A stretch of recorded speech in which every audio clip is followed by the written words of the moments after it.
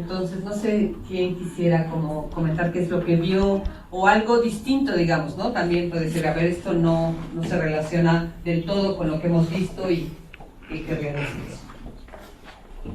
A mí me llamó mucho la atención algo que casi no se nombra, Ajá. que es la maternidad como una forma de control, ¿no? En Claro. el momento en que él se da cuenta que va a volver a estudiar, el tema inmediato es cuándo tenemos el siguiente hijo, ¿no? Sí. Y que tiene mucho que ver con lo que la amiga le recomienda de abortar y no decirle que quedó embarazada, porque la maternidad se convierte en una forma de control, ¿no? Sí, tienes toda la razón. Sí, y casi no se dice. No, tienes toda la razón. Sí, en cuanto, finalmente eso sí, la cuestión biológica, junto con la cultural, porque no necesariamente las mujeres deberíamos de cuidar a los hijos varios años, pero sí te detiene finalmente quien está con el bebé durante 9 meses, ahí sí no hay de otra más que la mujer. Y culturalmente sí se penaliza mucho si no estás durante algunos meses, por lo menos, muy directamente vinculada con el bebé. Sí, esa es una forma de control que permea por muchas situaciones de la buena mamá, la buena mujer, que es algo que nos pega a todas. Por eso decían hace ratito de cuál culpable nos sentimos por salir a trabajar, ¿no? O sea, trabajar fuera de casa. Y que incluso hay un dicho popular muy desagradable, ¿no? El de las mujeres cargadas y detrás de la puerta, ¿no? Exactamente. Sí, que es esta idea de la maternidad. Ajá. Controla, encierra y nulifica la identidad de la persona, ¿no? Uh-huh. Se deja de ver a la persona y solamente eres madre. O sea, toda la violencia que la maternidad como constructo ejerce sobre la mujer es increíble, precisamente porque no está en esta idea de la persona que da a luz a otra, sino más bien la persona se anula por convertirse en la mamá de, además de que ya es la esposa de. Exacto. Es una doble nulificación. Ajá. Ahora, no siempre sucede eso, sí, claro. ¿no? También, pero sí es importante mencionar este control. Sí. Sí. Gracias por mencionar esto. Yo creo que algo importante que se ve ahí son las redes de apoyo, ¿no? Sí. En este caso, la familia. Sí. ¿Sí? Y a mí me parece un caso típico de celopatía. Ajá. ¿Sí? De cómo es que el nombre del amor se convierte en las peores atrocidades, ¿no? O sea, si yo te amo, ¿no? Y entonces, porque te amo, tengo derecho a pegarte, a violarte, a decirte lo que tienes que hacer. Yo creo que también nosotros desde el bachillerato, porque además ahí se dan los tórridos romances, y sin ti me muero, y eres mi vida, y me voy a casar contigo, ¿no? O sea, todo este despertar sexual, amoroso de nuestros alumnos, que yo creo que tendríamos que trabajar mucho en desmitificar. Exactamente, ¿no? Sí. Todo lo que es el amor, ¿no? Porque el amor es todo menos eso, ¿no? Exactamente. Eso que dices me parece súper importante. Yo cuando trabajo con parejas, trato de desmitificar mucho la pareja romántica, porque de verdad eso permea muchísimo las expectativas en relación al encuentro con el otro, ¿no? Si somos la pareja romántica ideal, bueno, simplemente la pareja romántica tiene un grado importante de idealización, ¿no? Me tienes que entender, me tienes que leer la mente, no nos podemos separar, somos posesión del otro, siempre tenemos que divertirnos, o sea, entonces empieza la aburrición que existe en todas las parejas y ya no es una buena pareja. El concepto de la media naranja, ¿no? El concepto de la media naranja. O sea, tengo media pierna o medio cuerpo o qué sé yo, ¿no? Claro. Iba a decir otra cosa, pero ya ahorita se me fue, ¿sí? Esto, ¿no? De cuando van en el coche, ¿no? Que el cuate le empieza a decir, es que en la universidad vas a encontrar a chicos, bla, bla, bla, ¿no? Y después él se va a la fantasía de una supuesta secretaria, ¿sí? Te dice los, ¿verdad? O sea, en el rollo de no estamos, pues las emociones no están en igualdad, ¿no? Exactamente. Sí, y bueno, claramente hay una proyección, ¿no? Una proyección y también nuevamente una utilización de la mistificación. Es tú eres celosa. Cuando ella es como, no, o sea, yo ni estaba pensando en eso, ¿no? Pero él empieza a introducir esos elementos, primero de broma, y él probablemente vaya a insistir, hasta generar la idea de que ella es celosa, cuando más bien es una proyección, y el que él es celoso es él, por inseguridad. ¿Mistificación? La mistificación es generar una idea que no es real. Pero entonces eso es un ejemplo de la Exacto, ese es un ejemplo de la mistificación, de cómo se va es un proceso, digamos, ¿no? Porque uno no puede creer algo, si no es cierto, solo así. Se tiene que ir generando esa idea, cuestionando, dudando de lo que tú crees y sientes, y suplantándolo por algo que yo te digo que es, pero que tiene cierta lógica. Claro, pero que además el efecto es hacerla vulnerable, ¿no? Por supuesto, es hacerla vulnerable y después utilizarlo para controlar. Ajá. Bueno, el momento en el que ella es violenta también. Ajá, sí, sí, es muy fuerte, es muy fuerte. Porque eso, pues sí hay un momento quizá de un instante de conciencia o de... Sí, bueno. Gracias. Fíjate que esa escena, como yo no pude ver la película completa, la intenté ver completa todo el tiempo y no pude, no sé si eso lo imagina o sucede. Yo pienso que lo imagina. Porque durante varias partes de la película viene esa escena. Ajá. No lo sé. Da lo mismo, digamos, en un sentido real, digamos. Ella quiere hacer eso, de todas maneras, ¿no? Lo llegue a hacer o no lo llegue a hacer. Es como quiero hacerte sentir. Exactamente. En algún otro momento de la película le dice, ¿qué es lo que quieres? Y le dice, quiero que sientas miedo, ¿no? Ahora, no es el caso típico de la mujer violentada.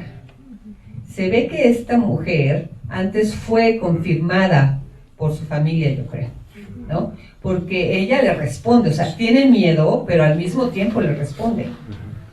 Si recuerdan la de Te doy mis ojos, Pilar estaba absolutamente anulada, ¿no? Absolutamente confundida, mistificada, o sea, de verdad era como, no sé si recuerdan la imagen donde se sale con las pantuflas. ¿Recuerdan? La primera escena, ella sale de casa muerta de miedo y llega con su hermana y lo primero que le dice a su hermana es, soy una tonta, me salí con pantuflas en lugar de zapatos. Así, ¿no? O sea, totalmente nulificada. Se ve que ella no tiene ese grado, pero la violencia es grave. ¿No? El hermano como que sí la confirma, ¿no? Le dice, ven, muy bien hermana, ¿no? O sea, quiere estudiar, etcétera.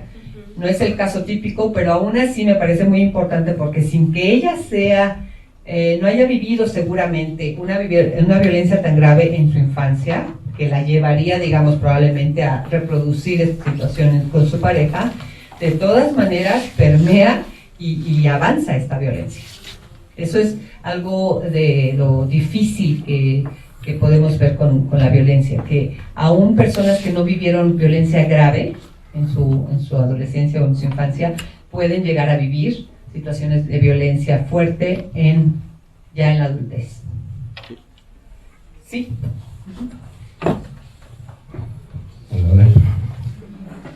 Y también lo que le da título a la película de Sonomía, como él varias veces comentaba, es mi mujer, eres mía, sí, ¿no? Como esta objeto. Parte de la posesión, del objeto, ¿no? Eres de mi propiedad, sí. Y no entiendo qué pasa de repente.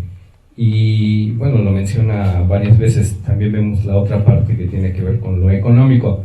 Te compro un coche, te doy esto, lo otro, ¿qué más quieres, no? No entiendo. Cuando está ejerciendo una violencia económica, también ahí, está muy presente, y cuando ella quiere tener sus propios medios, le dice que está mal, que está loca, que no tiene tiempo, y que pues la está descalificando. O sea, vemos todos los tipos de violencia en esta película, en en toda esta parte. Y la otra que sucede es en la espiral de la violencia, donde, bueno, sí, ya te golpeé, pero luego me porto bien, pero te juro que voy a cambiar, que ahora sí voy a cambiar, y eso muchas veces es lo que engancha también en una relación de violencia, y también esa creencia, bueno, sí, yo creo que sí va a cambiar, porque sí, estoy segura de que sí me quiere. Entonces existe esa posibilidad, y siempre esta esperanza de que cambie muchas veces la mantiene enganchada a esta violencia, que al contrario, en lugar de ir desapareciendo, va aumentando. Pues aquí se ve claramente, ¿no? Exactamente. Ahorita vamos a ver el círculo de violencia con más detalle. Algo que también me parece importante destacar es que realmente Joaquín, como todas las personas que ejercemos violencia en algún momento, creemos en estos argumentos. O sea, él cree verdaderamente que tiene derecho a eso. O sea, no miente, digamos, ¿no? Él cree que ella quiere encontrarse con chicos guapos en la universidad, ¿no? Su inseguridad, que es eso, un elemento importante de las personas que ejercen violencia, la inseguridad, le lleva a creer esto, ¿no? O a que el respeto, ¿se acuerdan que hablábamos de que el respeto es unidireccional y que él dice respétame? Es como de verdad, o sea, tú estás haciendo algo negativo porque no me estás respetando y tengo que enseñarte que me tienes que respetar. Entonces, eso es algo importante porque pues todo eso se tiene que cuestionar en las personas, ¿no? ¿De qué otra manera? O sea, tú mereces respeto, totalmente de acuerdo. ¿De qué otra manera puedes tú tener respeto de alguien? ¿Por qué utilizar los golpes para que alguien te respete? ¿O por qué tú crees que la gente no te respeta? Ese sería, así como hay que cuestionar los preceptos machistas de parte de lo femenino, del rol femenino, también hay que cuestionarnos qué está atrás de esta necesidad, tendencia a dominar. La sensación de que soy muy poca cosa también, de que tengo que hacerlo con esta fuerza, porque si no, no se va a lograr.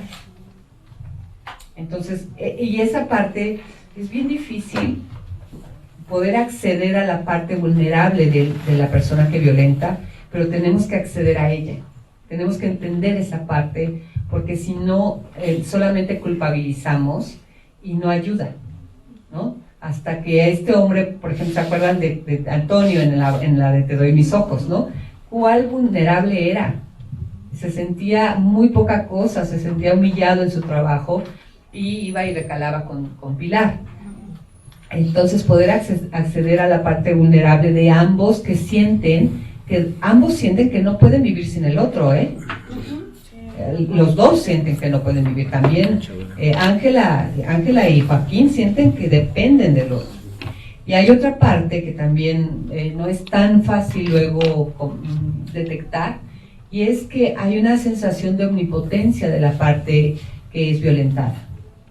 O sea, soy importante en tanto que yo solo yo lo comprendo y solo soy yo quien puede cambiar. Nadie más en el mundo lo quiere y lo entiende como yo, y por mí va a cambiar.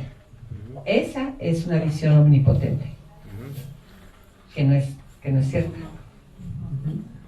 Entonces es curioso cómo podemos tocar partes de mucha vulnerabilidad en el victimario y de mucha omnipotencia y poder costosísimo de parte de la persona que es vulnerable, ¿no?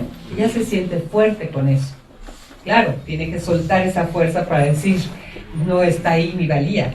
Pero sí, la gente dice, si ustedes recuerdan a personas que han escuchado que son violentadas, es que tú no lo conoces, no hables mal de él. Yo lo conozco. Yo he conocido ciertas partes que nadie conoce y yo sé que puede cambiar porque conozco esa parte vulnerable. Sí, pero yo hace rato decías que cuando hay golpes el victimario lo que está buscando es el respeto. Yo diría que no es el respeto, ¿sí? Que sería en todo caso el sometimiento, que lo que crea es el miedo, ¿sí? Porque en el respeto podríamos decir que hay una relación simétrica, ¿sí? y en el sometimiento es asimétrica completamente. Sí. No sé, ¿no? No, totalmente de acuerdo. O sea, se maneja como, tienes toda la razón, el respeto desde la perspectiva del victimario es más bien, yo tengo el poder, ¿no? O sea, el respeto unidireccional no es respeto, tienes toda la razón. El respeto tendría que ser una relación simétrica. Sí, de te reconozco, ¿no? Tus cualidades y defectos y te respeto. No estoy de acuerdo, pero te respeto. Te respeto, ¿no? ajá. Sí, yo me fui y lo puse ahí como o sea, lo que dice la persona de querer respeto, pero realmente no quiere respeto, quiere sometimiento, quiere dominar. Ajá. Muy bien. Ajá. Hay una película de Buñuel que se llama Él. Ajá, no la conozco. Es muy parecido, bueno, también es de los 50, ¿no? Ok. Pero la esposa justo me pregunto si esto es violencia estructural, porque va incluso a la iglesia a hablar con el sacerdote y va con la familia y todos le dicen, no, es que tienes que ser dócil con tu esposo, tienes que... Me parece que es un ejemplo de... Violencia estructural. Nuevamente me parece que estarían combinadas la violencia cultural y estructural, ¿no? Porque la iglesia le impide, digamos, que ella se defienda, esa institución y esos mecanismos le impiden que ella se defienda mediante argumentos ideológicos y de género, que es como tú tienes que quedarte ahí, ¿no? Que van muy, muy de la mano. Sí. Y también la parte donde están los abogados defendiendo a él, que dicen que la hija nunca ha corrido peligro. Sí, sí, claro. En ese entorno. Como si los golpes fueran lo único dañino, ¿no? Saber que golpean a mi mamá, eso no es dañino, porque además está muy chiquita seguramente, es el planteamiento, ¿no? Sí, sí, sí. Ajá. La parte en la que ella está hablando con el abogado y no quiere que se diga que estuvo golpeada. Sí, claro. Porque queda pues estigmatizada, ¿no? Entonces dice, no quiero que se diga que ¿no? O sea, que me golpeó, o sea, nada más quiero el divorcio y punto, o sea, sí. Quiere como borrar, no sé si es borrar esa parte o que la gente, ¿no? En este círculo cultural en el que ella vive, si no quiere que se sepa, pues, no, o sea, se divorció y ya, no pasó más allá. No fue una persona vulnerada, ¿no? Es ese sentimiento de culpa, ¿no? De las víctimas. De culpa y de vergüenza. Muchas de las personas que son violentadas sienten vergüenza como si ellas o ellos hubieran generado esa violencia. Es como, no quiero que se sepa. Pero en algún momento en esta película dice que es para proteger a la niña, ¿no? Es como, mi función principal es ser madre, proteger a mi hija. Si eso va en contra de la posibilidad de tener libertad, de tener mejores oportunidades de separación, no importa, porque lo más importante es la niña, ¿no? Ahí estaríamos hablando, pues, de una violencia simbólica. Nulificación y doble ahora por nulificación, parte de ella, ¿no? exactamente. Pero nuevamente es por parte de ella, pues por todos los mandatos que nosotros permeamos aquí, ¿no? Aquí en todos lados, hombres y mujeres. ¿Sí? A mí hay una escena que también es importante resaltar, cómo a la hora que esté en el juzgado, la postura que tiene la juez al estar leyendo la sentencia es muy acusadora. Sí. Y también, o sea, tu mujer no tienes apoyo, no sabes dónde estás, yo soy mujer empoderada. Y es el gran problema que existe cuando las mujeres alzan una demanda, un acta, no hay una orientación previa hacia ellas y muchísimo menos hay condolencia, hay una postura humanista con respecto a estas mujeres tan violentadas. Claro, ahí estaríamos hablando de qué tipo de violencia. Estructural. Estructural, ¿no? Muy claramente y nuevamente cultural, porque estas leyes impiden, ¿no? Dificultan que ella pueda tener las oportunidades de bienestar que podría tener, ¿no? Las leyes mismas se lo imposibilitan. Bueno, pues daría para seguir comentando la película, ojalá y la puedan seguir viendo. Vamos a seguir con los otros temas. Al final toqué dos diapositivas apenas de violencia en el noviazgo, precisamente pues porque ustedes están dedicados a eso, a estar con los chavos, pero daría por supuesto pues para otro día, ¿no? Para platicar de la violencia en el noviazgo. Pero pues para avanzar un poquito, ¿nos puedes pasar la siguiente, por favor?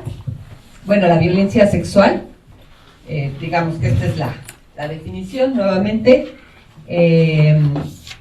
Algo importante a destacar es lo que ya sabemos todos, que aunque ya se tipifica como violación cuando la mujer decide no tener relaciones sexuales con su esposo, y eso es algo más o menos reciente, ¿no? Ok, la siguiente, por favor, algunas características de la violencia sexual es precisamente que las creencias de género pues pueden hacerla invisible, ¿no? Precisamente como los abusos sexuales en el matrimonio, la cohabitación, o incluso la idea de que las mujeres somos objeto, ¿no?, sexual para los hombres, ¿no? Incluso si son niñas, parte de los argumentos que se plantean es: tú estás para que yo esté menos triste, para que me dé satisfacción. Entonces estas creencias de género hacen que se permee la violencia sexual en las familias. Otra cuestión importante es que es pues difícil demostrarlo a veces, ¿no? Porque pues los tocamientos, por ejemplo, cuando no hay una violación expresa y hay cuestiones de daño físico, muchas veces determinan que no es cierto, ¿no? Entonces ahí nuevamente hablamos de violencia estructural, y en un abuso tan importante como es el sexual es muy difícil de identificar, sobre todo también por las formas tan sutiles que se utilizan para llevarlo a cabo, cuando son los familiares, y que, insisto, es el 70% de los casos de abuso sexual con pequeños. Y otro punto importante es que la violencia sexual, como la violencia en general, las adicciones, son situaciones que se transmiten transgeneracionalmente. Cuando yo encuentro que en una familia hubo abuso sexual, empiezo a buscar en las otras generaciones, y de verdad puedo decir que siempre he encontrado que esto se transmite. ¿Ustedes qué explicación podrían darle a esto? ¿Por qué creen que esto sucede? Ajá, y acá. Perdón, yo creo que tiene que ver mucho con las cuestiones aprendidas.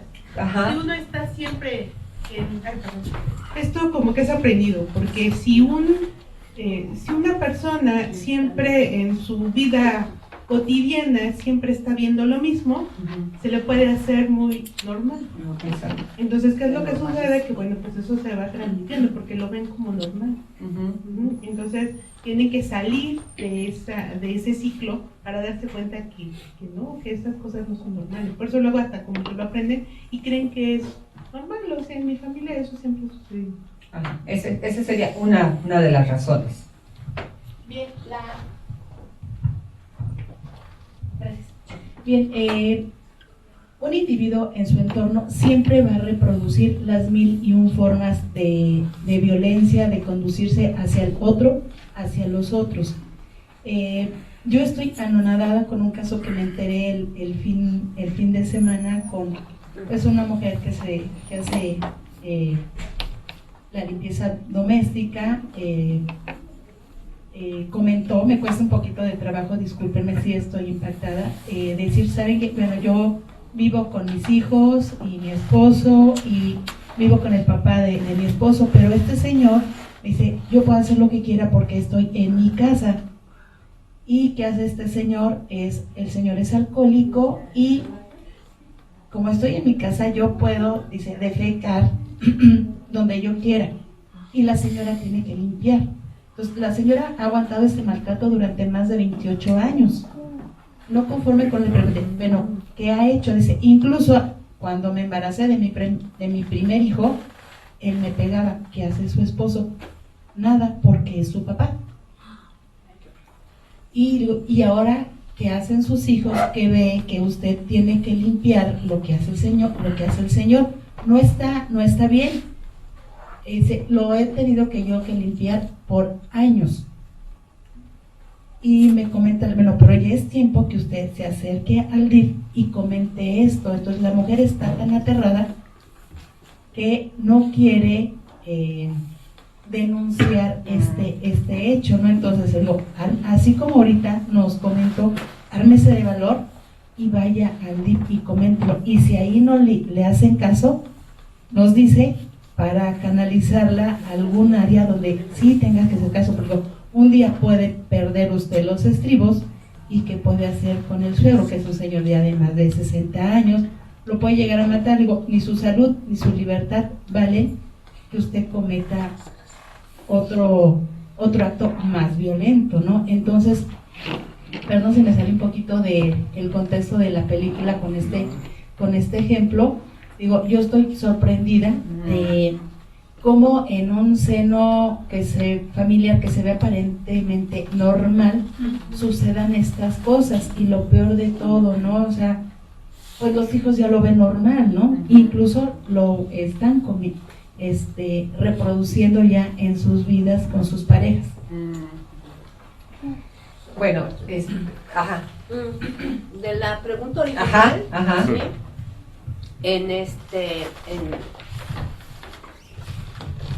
En la postura transgeneracional se habla de lealtades invisibles, ¿sí? En donde podemos ver no nada más esto, ¿no? El bisabuelo, el abuelo, alcohólicos, ¿no? O la madre soltera, o y por ahí también viene, ¿no? Entonces, la tarea es que el que esté en acción, el que esté en el presente, tiene que romper eso, claro, ¿no? Para las siguientes historias, ¿sí?, de los descendientes, poderlas transformar. Claro. También puede tener que ver, no sé, con el ocultamiento que se hace. No se habla de esto, ¿no? Muchas veces se reproducen sí las conductas de vulnerabilidad, pero no se habla de lo que esas conductas generaron. Entonces, si hay un abuso a la abuela no lo cuenta a las hijas, pero sí reproduce aquello que la hizo vulnerable, sí les enseña aquello que les hizo vulnerable. Entonces, es una reproducción incompleta, porque no están diciendo esta otra parte por pudor, por todos los constructos sociales que hay además en estas generaciones respecto a la sexualidad, ¿no? Exactamente. Sí, yo quisiera señalar que sí tendemos a reproducir lo que sucedió en nuestras generaciones precedentes, pero por fortuna no necesariamente tenemos que reproducirlas. O sea, sí se puede cambiar, ¿no?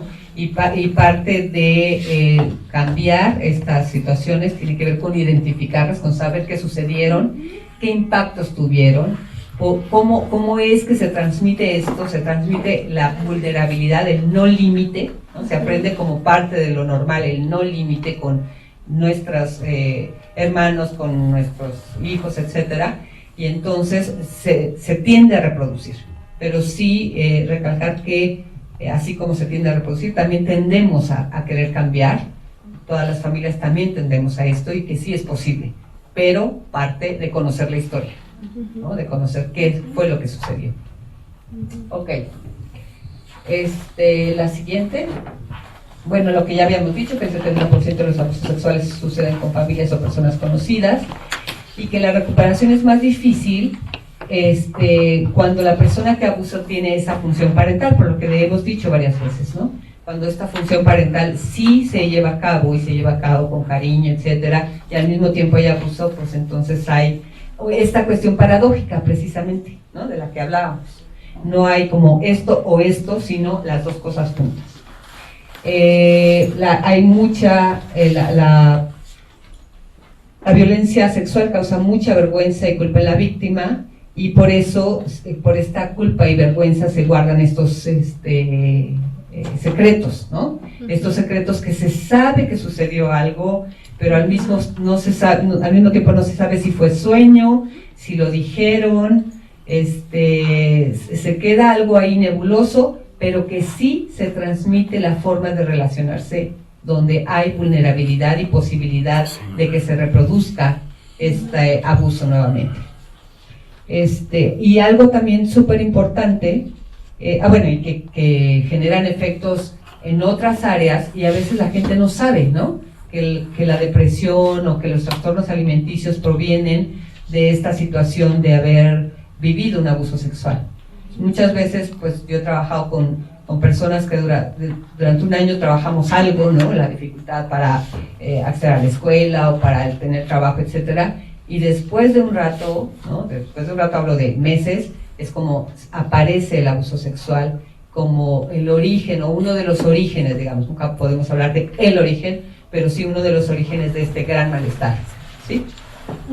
Pienso que quizá tiene que ver, bueno, también con que no sabemos que fue un abuso sexual. Muchas veces también, sí. O sea, el compartir algo, de pronto es, bueno, pasó esto, pero no, yo tuve la culpa. Incluso Sí. podemos empezar a contarlo así. Es que yo fui la que hice, puse. Lo permitió. Exactamente, entonces ni siquiera lo defines así. consideramos, ni Ajá. siquiera lo considero como un abuso sexual. Sí, tienes toda la razón. O sea, hay ocasiones en las que no se definió como abuso sexual y hay otras ocasiones que se define o se percibe como que algo no estuvo bien, pero que me da mucha vergüenza. Y otras en las que se sabe que hubo abuso, o sea, que sí se tiene detectado y de todas maneras. En las tres situaciones, con mucha frecuencia se guarda el secreto y muchas veces como nunca lo hablé, ¿no? Y la última, que es súper importante, muchas veces causa mayor dolor a las personas el que al haber hablado del abuso, la reacción de los papás o de quien ejercía la función parental no les crea. O sea, es como, eso sí, no puedo entenderlo, no puedo perdonarlo. Es como esta doble victimización que es más dura todavía, ¿no? Entonces muchas veces incluso se teme que no haya una reacción favorable y también por eso no se habla, ¿no? Pero es bien frecuente que la reacción sea de poca empatía, de castigo, de indiferencia, lo cual, insisto, genera muchísimo dolor y eso trabajarlo es bien difícil. La siguiente, por favor. Bueno, la violencia económica, estaríamos hablando precisamente pues de una violencia de tipo pues principalmente estructural, porque eso es algo que impide, ¿no?, que las personas tengan este bienestar al que todos tenemos derecho.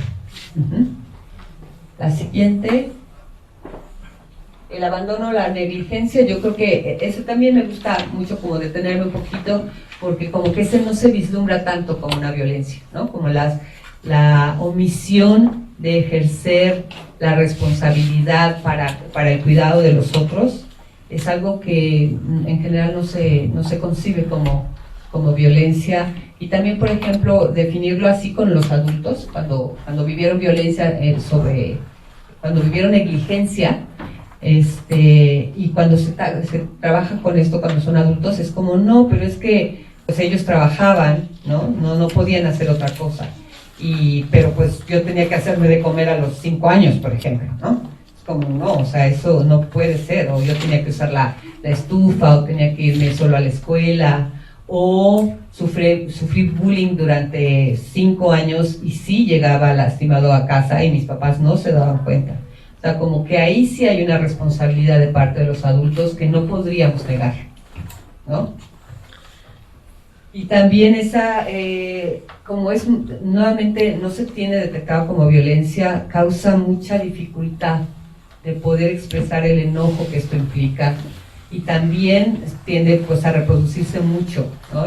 Una persona que estoy viendo me decía, mi mamá me hacía mi lunch, que era torta de Carlos V, ¿no? Entonces, pues no la alimentaba para nada, ¿no? Y pues era fácil, ¿no? Abrirle el Carlos V. Y a ella le cuesta mucho trabajo cuidar a sus hijos, ¿no? Que se laven los dientes. O sea, estamos relacionando como eso que ella vivió, y que además lo dice como, qué chistoso, ¿no? Mi lunch era torta de Carlos V. Ahora se traduce en una dificultad de ver las necesidades de nutrición, para sus chiquitos, de su salud, como los adora, pero esas cosas no se aprendieron, se aprendieron de forma incluso un poco bizarra, ¿no? Es como, el lunch, el postre y el lunch conjunto, pero pues algo que no les hace bien. Y ella de hecho pues tiene sobrepeso. Es como esta implicación posterior de este descuido que tuvieron los papás. Bueno, la siguiente. Bueno, ahora sí estamos como en el ciclo de violencia y que ya habíamos, ustedes lo conocen, ¿no? La fase de acumulación de tensión, explosión y luna de miel. Me gustaría la siguiente, como detallar qué pasa más específicamente en la fase de tensión, no solamente con la persona que ejerce violencia, sino también con los otros involucrados, que yo creo que eso es algo que tardemos, como si la violencia solamente se pudiera ver en quien la ejerce, ¿no? Pero, ¿qué pasa? ¿Cómo se engarzan estas actuaciones, emociones en cada uno de los participantes, ¿no? Entonces, bueno, en la fase de tensión, hay esta tensión de la persona, ¿no? Esta irritabilidad de sentir que todo tengo que estar buscando que me enoje, qué razones tengo para yo enojarme, ¿no? Y para poder violentarme. Y esta tensión, pues, se permea en todos los integrantes de la familia. Pero también surge mucho miedo y mucha confusión, y la idea o los comportamientos en donde trata precisamente de no equivocarse, lo que decíamos hace ratito, ¿no?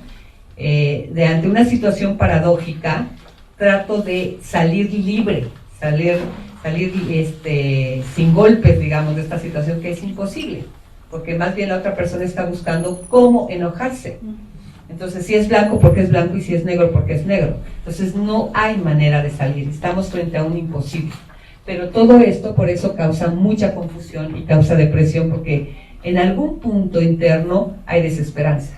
Se sabe que no hay manera de no generar este enojo.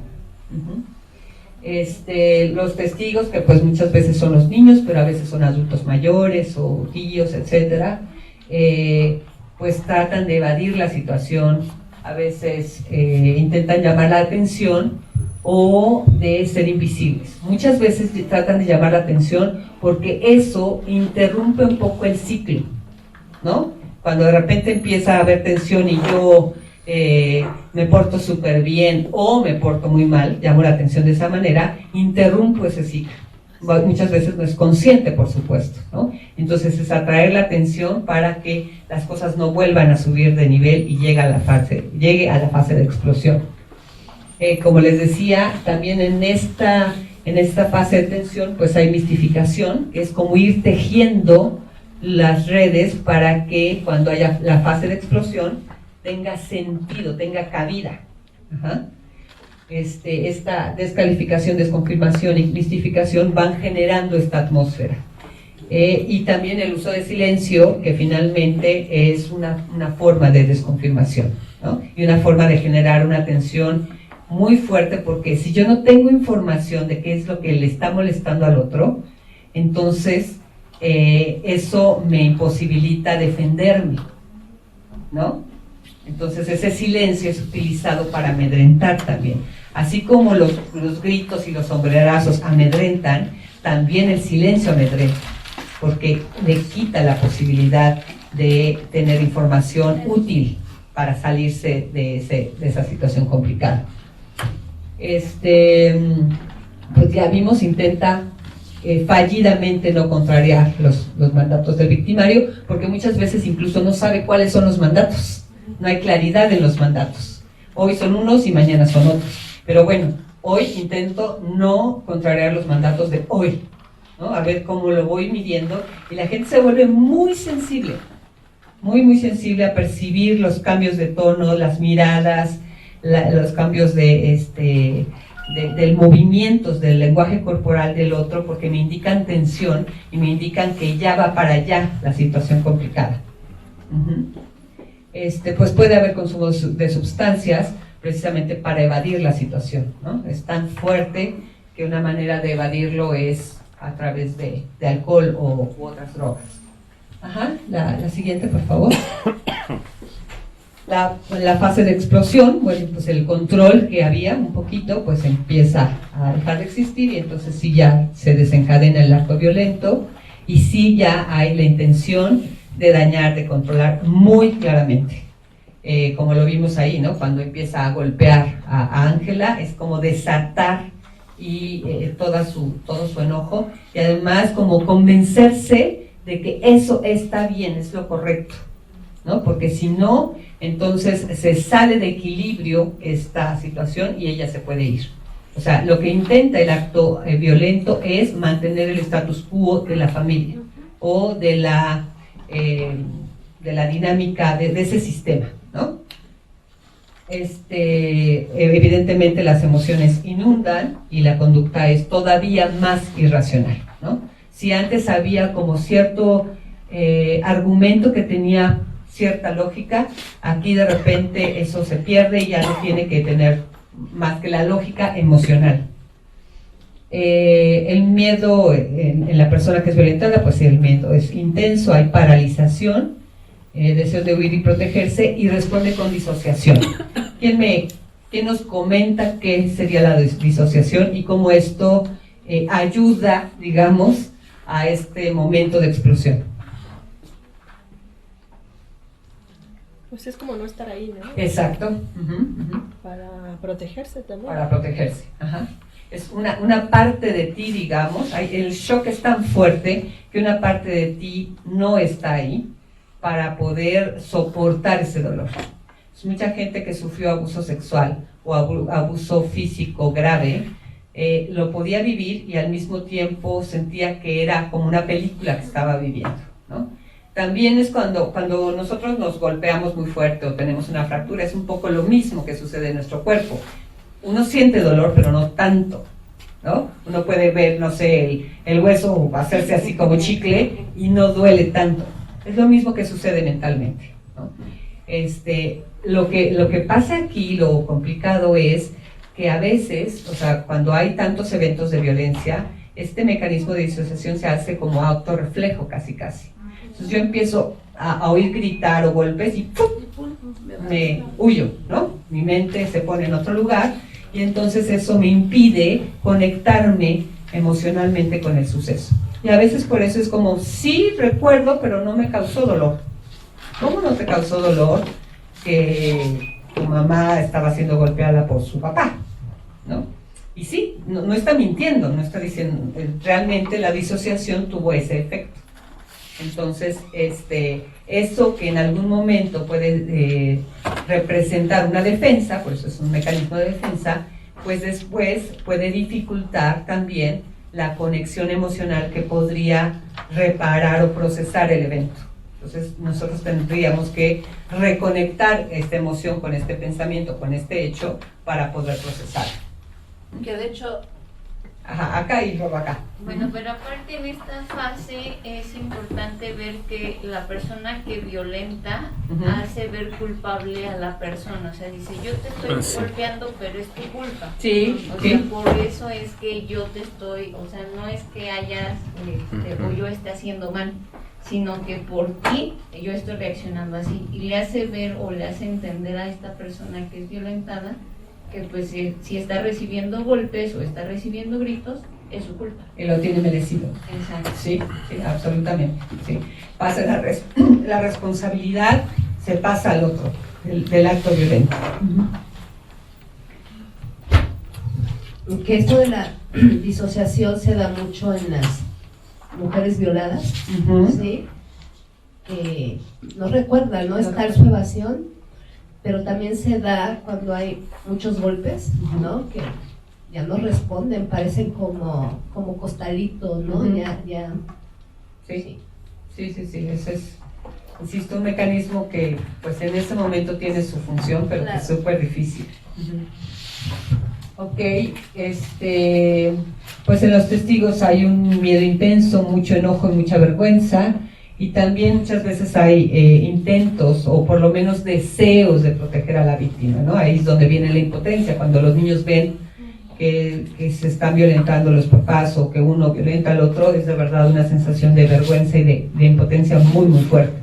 Y de enojo que a veces se guarda y que posteriormente sale, ¿no?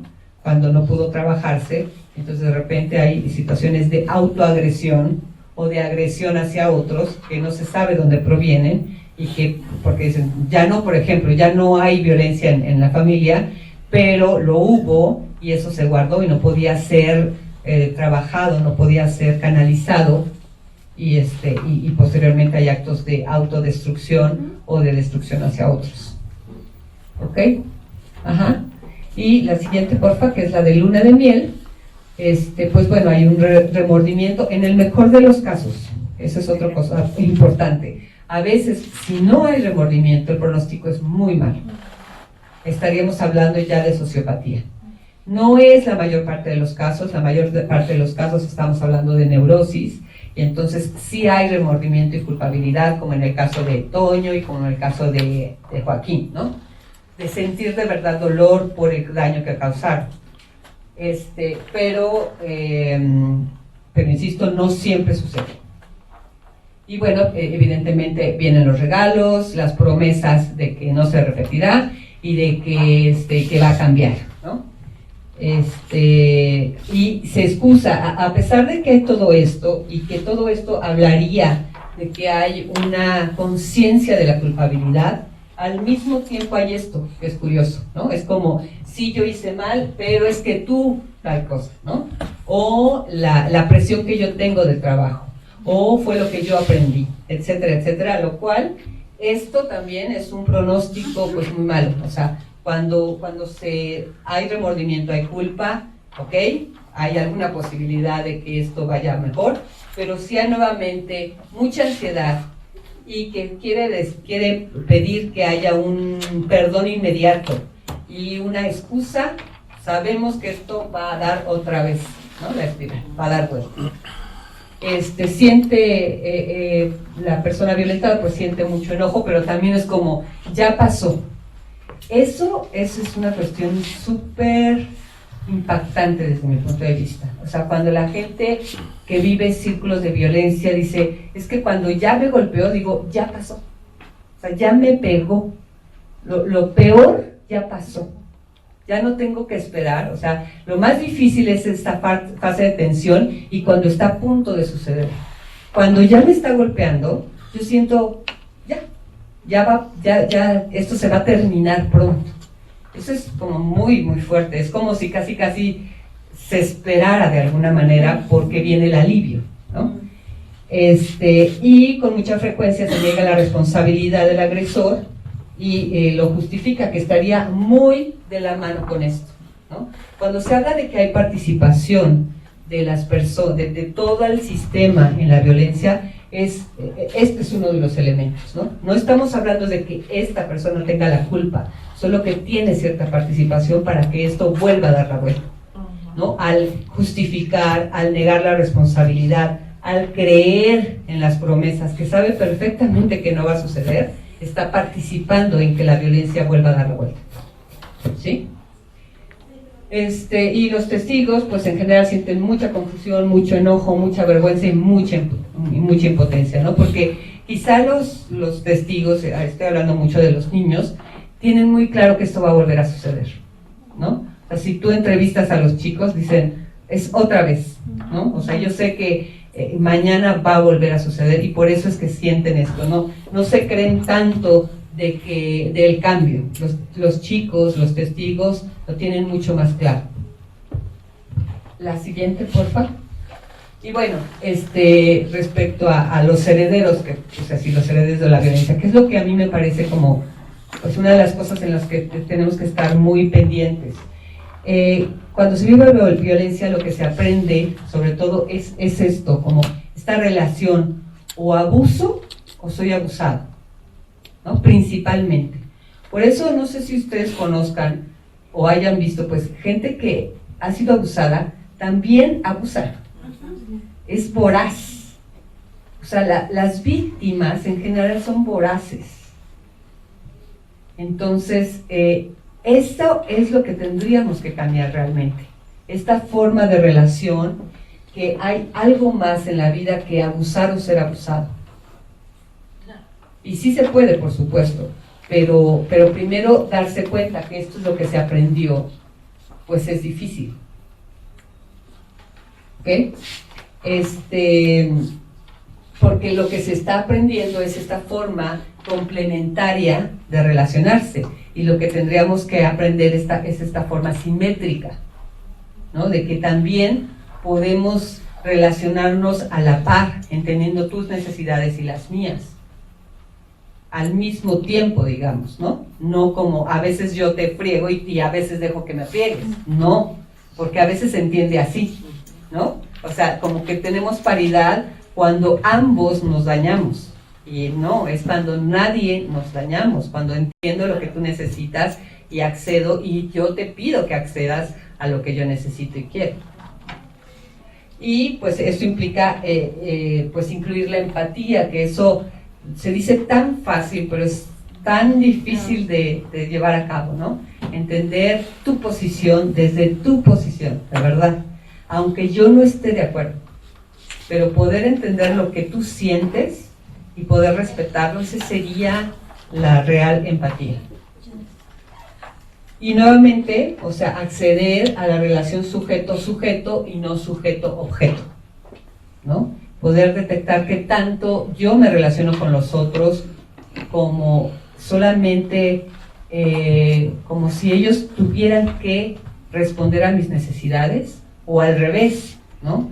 Yo cedo a todas mis necesidades en cuanto a tiempo, en cuanto a forma, y se ponen hasta el final por atender lo que los otros quieren, y eso estaría poniéndome en una posición, una postura de objeto, y al revés, ¿no? No siempre tiene que ser, ajá. En cualquier fase del ciclo de la violencia, ¿la relación es complementaria? Si la violencia es grave, sí. ¿Sí?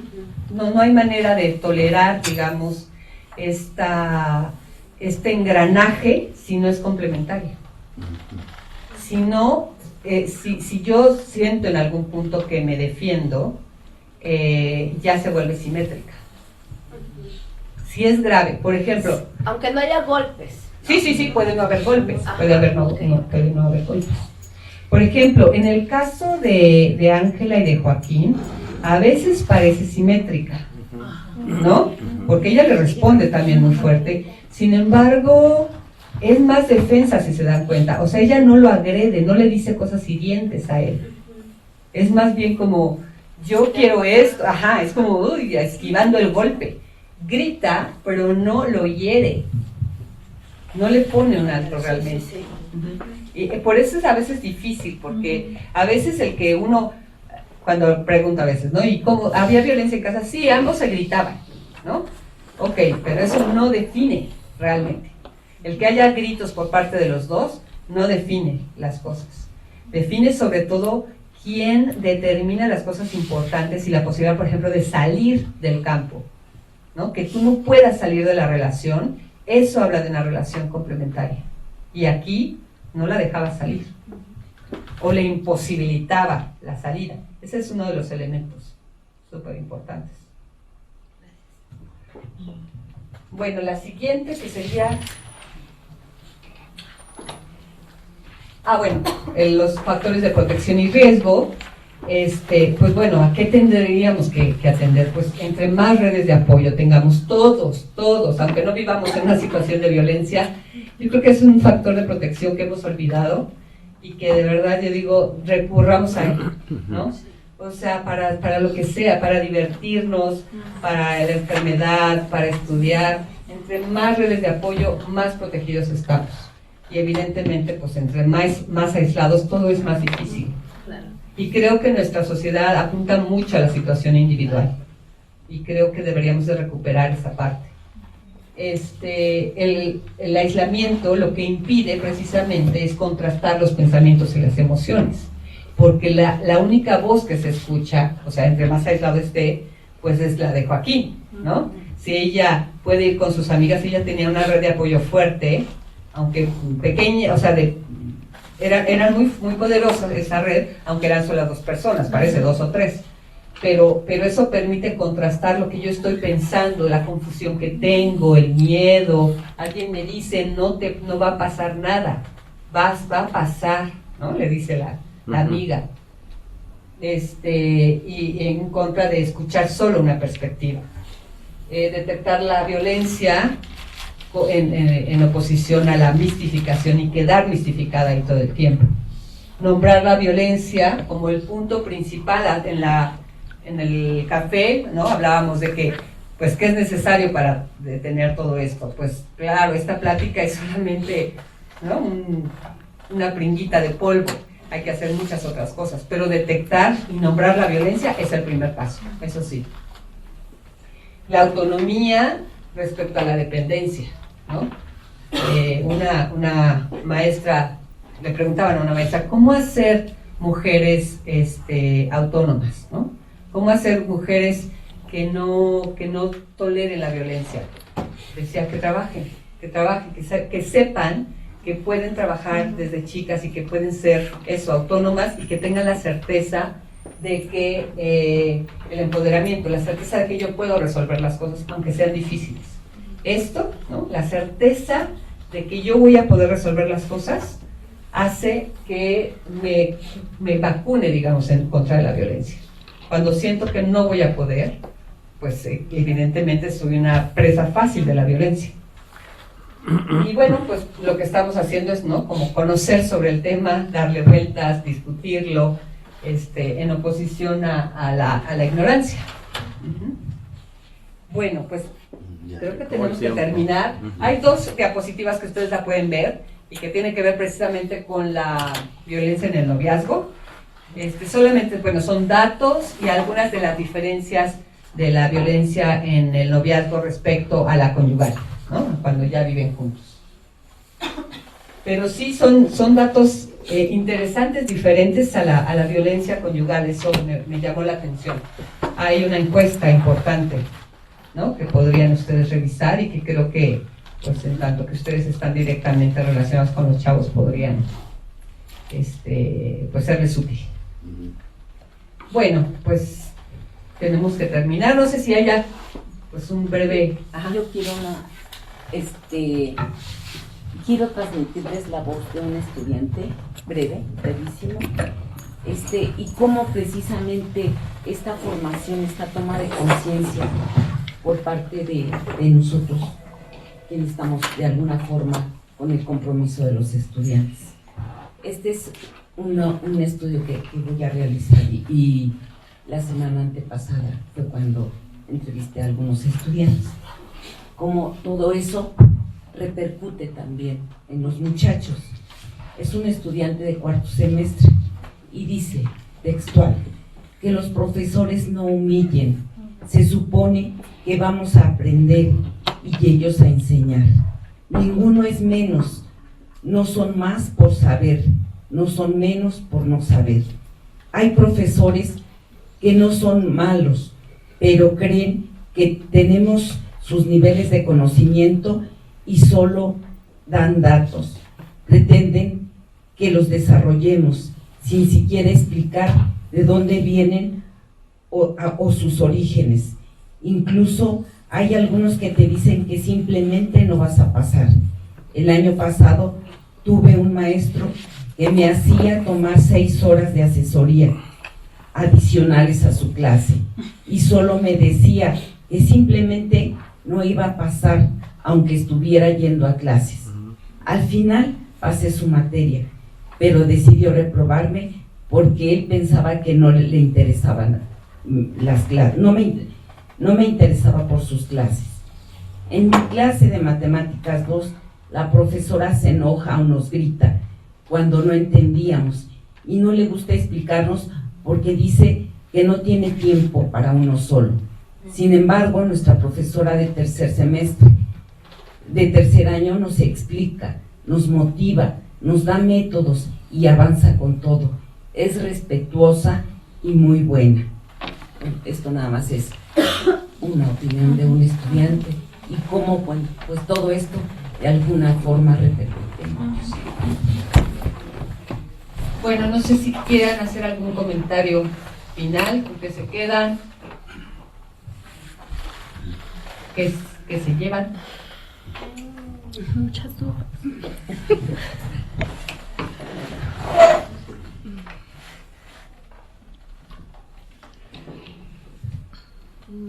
Bueno, Evidentemente el tema es súper amplio y han estado, ustedes conocen mucho de esto, no solamente en lo teórico, sino sobre todo, ¿no? en la convivencia con los chavos, me imagino. Entonces, pues les agradezco muchísimo la atención y pues que sigan muy, muy bien con su diplomado. Muchas gracias. Gracias.